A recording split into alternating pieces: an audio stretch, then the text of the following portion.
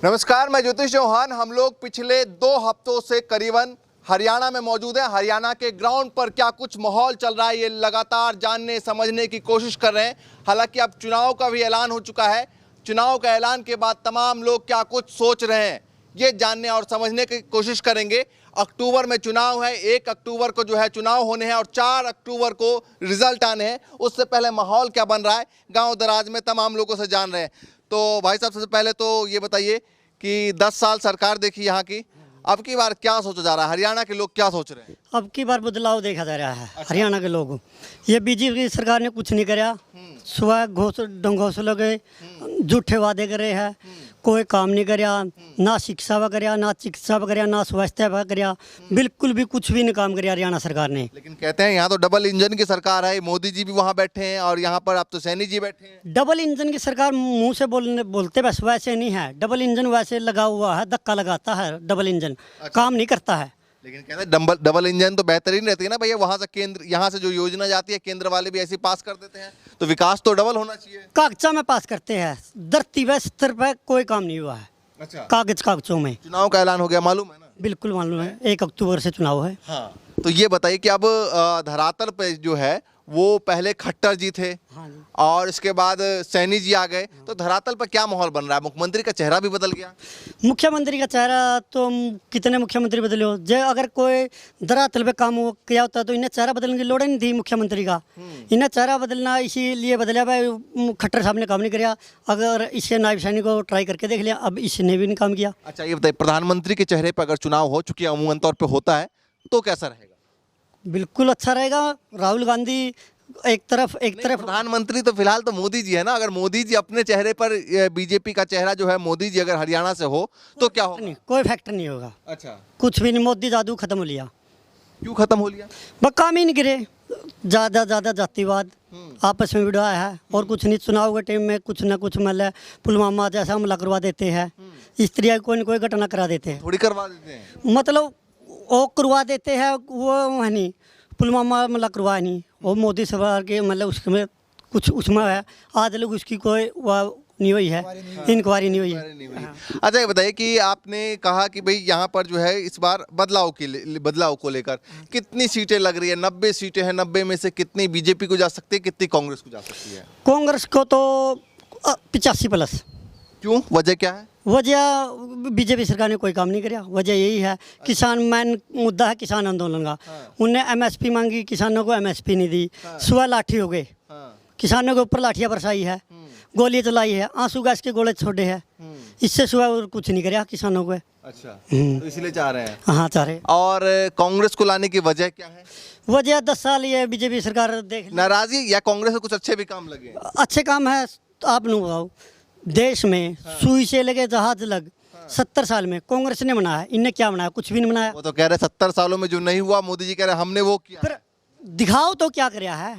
एक चीज तो या तो दिखाओ भाई, या चीज करी हमने, दिखाओ तो। विदेश नीति की बात करते हैं, एम्स बनाने की बात करते हैं, सड़कों की बात करते हैं। अपने देश में कितने एमएस बने हैं? अयोध्या की सड़क देख लो ना आप सर, अयोध्या की सड़क देखो ना, कितना बड़ा विकास किया है। अयोध्या टुपक रहा है एक बारिश में। और संसद भवन बनाया, वो टुपक रहा है। अयोध्या के जो मार्ग है ना, इतने छोटे छोटे मार्ग बना दिए, लोगों के मकान भी गिरा दिए, लोगों की दुकान भी गिरा दी। वहीं हार गए, क्यों हार गए? लोगों के मकान गिरा के वहाँ सड़क बना दी, और सड़क एक बारिश हुई सारी सड़क धस गई। वो विकास है। इसको विकास कह रहे हो आप? आज पहले बडेरू कहा करते, अगर कोई बिजली लसकाए या तूफान आवे, मीह आवे, तो किसे छत के नीचे खड़े हो जाइए। आज मोदी सरकार आई ना, जब से ये भावना होगी अगर तूफान आवे ना तो रुक कर नीचे खड़े हो जाइए, लेकिन मोदी की चीज का बनाई हुई नीचे ना खड़ी। आज ये विश्वास हो रहा है, हर एक लोग की भावना ये है, जो मोदी ने बनाई है ना, लेकिन उसके नीचे ना खड़े होइए। जब आंधी बारिश हो तो? हाँ, आंधी बारिश हो तो। पहले अब जब मैं छोटा था, बडेरू कहते थे बेटा जब तूफान आवा ना, रूफ का नीचे ना खड़े होइए, किसी छत के नीचे खड़े हो जाइए। लेकिन जब से मोदी सरकार आई है ना, जब से मैं ये कह रहा हूँ, बस किसी छत का नीचे, मोदी की बनाई हुई छत के नीचे ना खड़े होइए। कहीं वृष्टि इतना कमजोर है? हाँ, इतना कमजोर है। ऐसा क्यों लगता है आपको? ऐसा इसलिए लगता है जो भी मोदी ने किया है ना, पैसे कमाने के लिए, अपने मित्रों को पैसे कमाने के लिए उनकी आज़ादी दे दी, वे खाओ कितना ही खाओ। किसान परेशान है, जवान परेशान है, मेरा वर्ग परेशान है, पढ़ने लिखने वाले विद्यार्थी परेशान। हरियाणा में कौन सा सबसे ज्यादा बड़ा मुद्दा है जिसको लेकर वोटिंग होगी? हरियाणा में रोजगार का मुद्दा है, सबसे मुद्दा किसानों का मुद्दा है। हरियाणा में दो मेन मुद्दे हैं।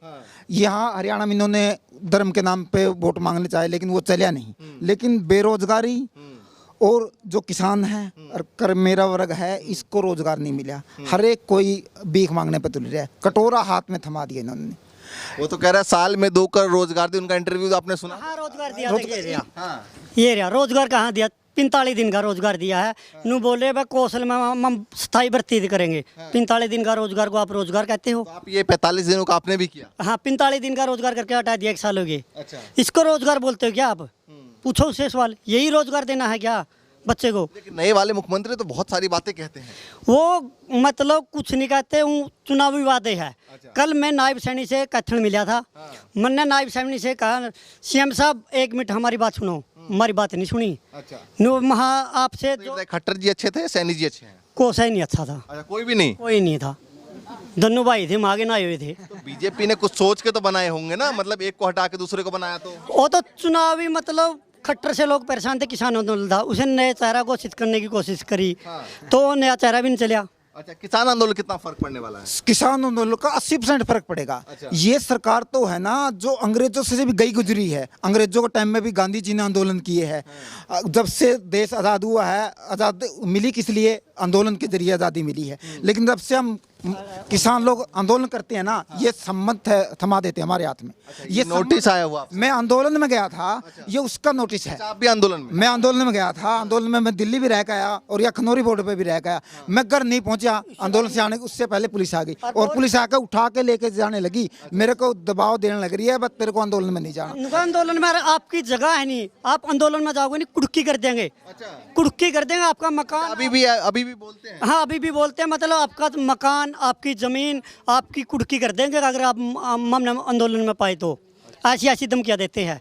तो ये सारे मुद्दे रहने वाले हैं इस बार बिल्कुल चुनाव में बिल्कुल मुद्दे रहेंगे। चाचा आप भी बताइए, थोड़ा आगे आ जाइए, क्या सोचा जा रहा है इस बार चुनाव में? पहले तो नहीं बता, बीजेपी ने तारा ताई के दे रखा है तो इतना जोर लगा रहा।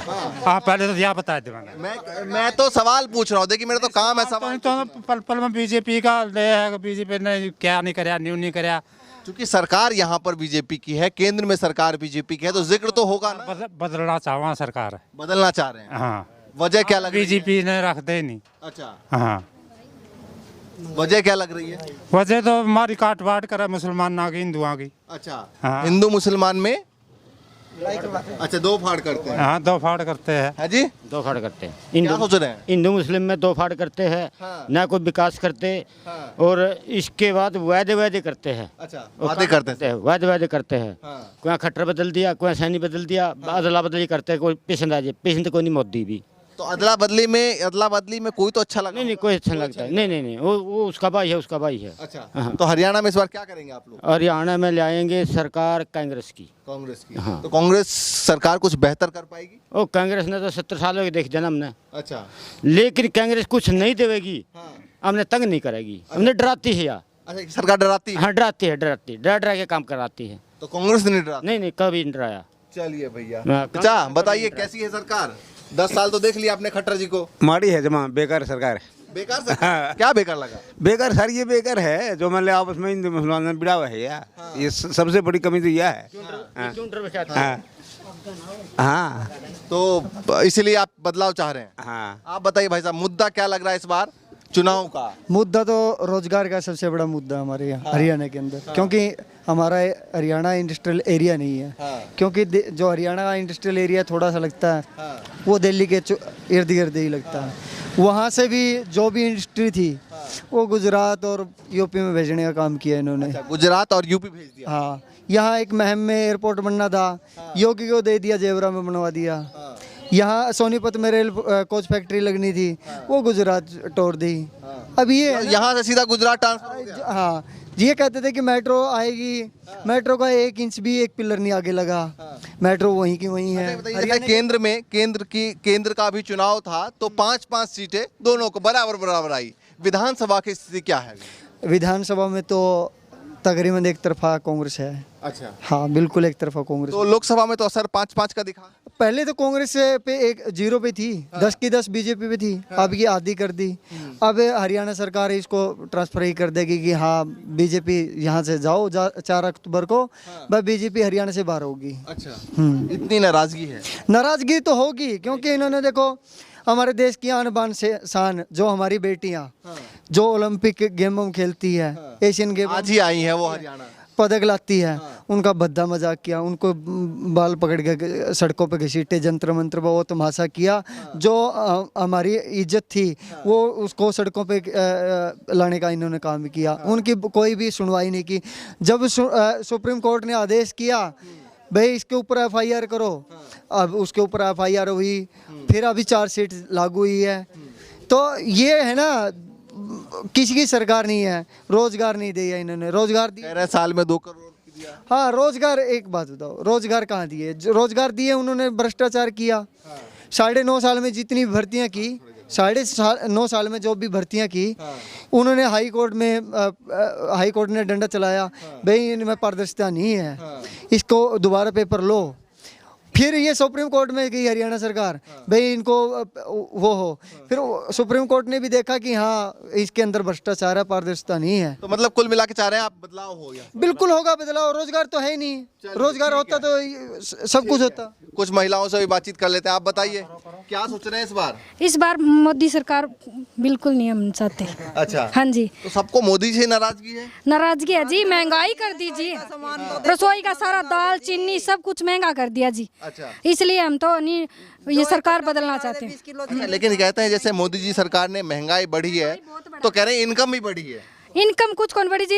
किसानों के जो ये फसल होए कर दी, इनके भाव तो कौन बढ़ दे जी? ये तो न्यू के न्यू भाव हुए कितने साल हो गए। कृषि मंत्री ने कहा कि 2022 में आई दुगनी कर दी। गेहूं के भाव जो देखो जी 22 रुपये किलो है। किसान इतनी मेहनत करके कमावे जी, और ये देखो रेट कितने सालों से कुछ भाव बढ़े, ये रेट चल रहा है जी भाव। हम तो बदलना चाहवा जी। किसको लाएंगे फिर? हम तो दीपेंद्र हुड्डा। अच्छा, या भूपेंद्र हुड्डा। अच्छा, हाँ। क्यों उनको क्यों लाएंगे? उनको नौजवान जो असम वो है नहीं जी। हाँ। अच्छा ये बताइए, चलिए केंद्र में जैसे सरकार, केंद्र का चुनाव था, 5-5 सीटें आई, ठीक है, एक तरफ मोदी जी है, दूसरी तरफ राहुल गांधी है जो विपक्ष के चेहरे हैं, दोनों में से आपको कौन अच्छा लगता है? राहुल जी। वजह क्या लग रही है? अच्छे काम करे जी। तो अच्छे तो मोदी जी ने भी किया, मतलब वो भी देश के प्रधानमंत्री रहे हैं। हमने देख लिया जी, 10 साल हो गए देखते हुए जी। कदे नोटबंदी कर दी, कदे कुछ कर दिया, ये हमने बहुत पसंद नहीं है जी। अच्छा। अब की बार हाँ नोटबंदी से भी दिक्कत है? बहुत दिक्कत हुई है जी। नोटबंदी से सबके जो किसानों के पास कुछ थोड़े बहुत पैसे थे वे बदल दिए पैसे, उनके पास कुछ रहा नहीं सा। तो बोले जो काला धन है उसको निकालने के लिए किया गया है। काला धन कुछ नहीं जी, ये उसको कर दिया जी। जो बुढ़िया थोड़े बहुत पैसे ले रही थी बेचारी बोल के। हाँ, मोदी विजय काला धन तो नीरव मोदी विजय माल्या ले देश तो फरार हो गए। और किसान नुक्के नु कर्ज माफी तो नहीं दी जी किसाना की, यू कर्ज माफी करा है अडानी अंबानी नीरव मोदी और इनकी करता है, और क्या करता है? चुनाव के वक्त में एक बात कही थी, उन्होंने कहा कि कांग्रेस के पास जो है टम्पू भर भर के पैसा, सुना बयान आपने? मोदी जी ने कहा था कि टम्पू भर भर के जो है वो पैसा आया है। पर किसी ने मोदी ने भेजा होगा, कांग्रेस ने तो कोई भेजा नहीं। कांग्रेस के पास पैसा नहीं, अब केंद्र में सरकार तो मोदी की पैसा तो उन्हीं पे है। नहीं कह रहा है अडानी ने भेजा है, कह रहा अडानी ने टम्पू भर भर के पैसा भेजा। मोदी के लिए भेजा। सर 70 साल हो गए, कांग्रेस पे सबसे बड़ी पार्टी थी, कांग्रेस में तो पैसा कुछ भी नहीं, और मोदी ने 10 साल में इतने रुपए कमा लिए। हर जिले में ऑफिस, हर विश्व में, एक तो कहा देश में, विश्व में नंबर 1 पार्टी बन गई है मोदी सरकार। क्यों? इतना भ्रष्टाचार मोदी सरकार ने किया ना, किसी ने भी नहीं किया। अच्छा, ये देखो भाई नंबर 1 पर, विश्व में नंबर 1 पर सरकार बन गई भ्रष्टाचार के मामले में।